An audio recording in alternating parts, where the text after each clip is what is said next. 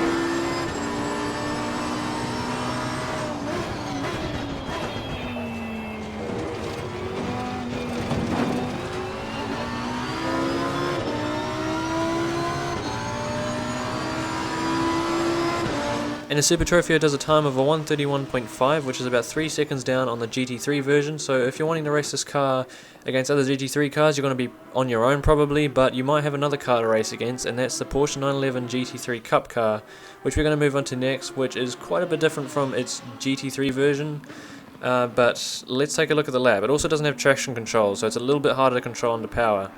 Let's get onto the lap.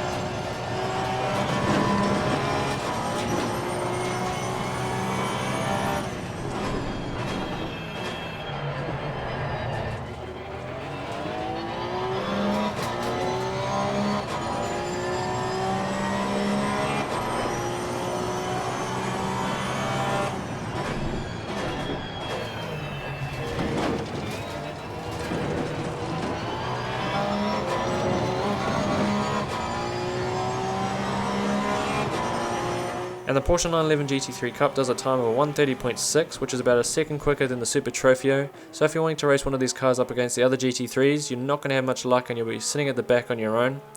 Even these two cars aren't very evenly matched, the Porsche being a bit quicker. And the answer to the question of the video is, how much slower are these cars? So the Super Trofeo was about 3 seconds slower at Zolder, and the Porsche 911 GT3 Cup is about 2 seconds slower, 2.2 seconds slower at Zolder. I believe I got that right, I'm not too good at maths.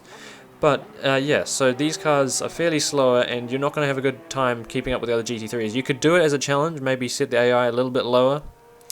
But I find these cars quite fun to drive, especially the Porsche doesn't have traction control, so you've got to balance the throttle quite well, and it bounces a lot on the curbs, so you've got to be very careful there. It's hard to keep on the track, but it's a good joy once you get it right. And the Super Trofeo feels a bit easier to drive than the GT3 version. I reckon it could be really good for some single model racing, but we can only really do that in multiplayer at the moment.